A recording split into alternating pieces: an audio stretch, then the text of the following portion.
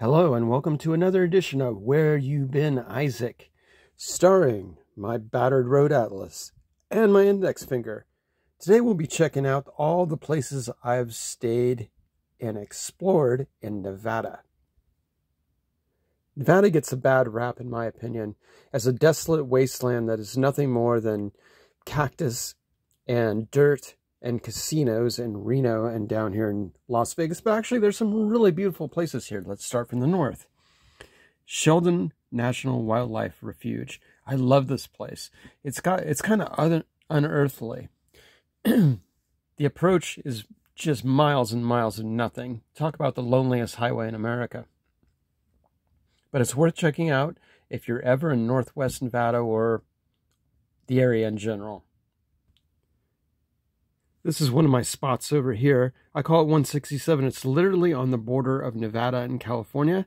If you're ever on the road and looking for a beautiful place to crash, nothing fancy, there's no services or anything, this is public land right here. And I've never had a problem with it. It's a safe place to spend the night. They call US 50, this stretch right here, the loneliest highway in America, but I'm going to call BS on this.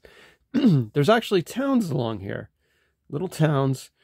Unlike US Highway 6, there is nothing between Tonopah and Ely.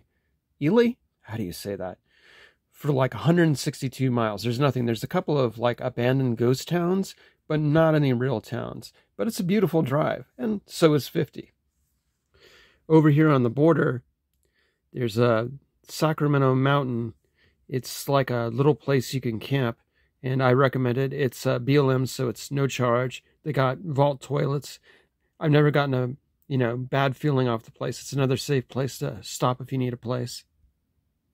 If you're going between Nevada and Utah, Cathedral Gorge State Park is worth checking out. Very scenic sort of place. I've been to Great Basin too. It's beautiful.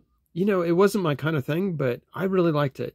And you should check it out if you're ever going down the alleged loneliest highway in America. And also, if you go into Utah here, there's a huge turnout as you go up this hill. That's a good place to spend the night if you ever need it. Pahrump. I've gone through Pahrump and I checked it out.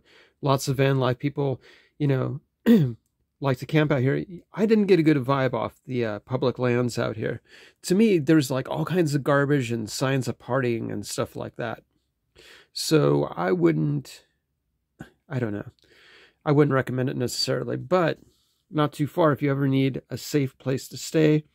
This is the Slabs over here, just outside of Death Valley on 190, and that's a place I've never had a problem with.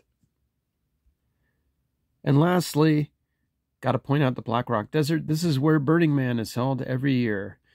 Outside of Gerlach, you get some burners who live in Gerlach, permanently, and this is a beautiful drive from the Surprise Valley in California down to 80. It's very desolate, but I love it. But of course, I love the desert.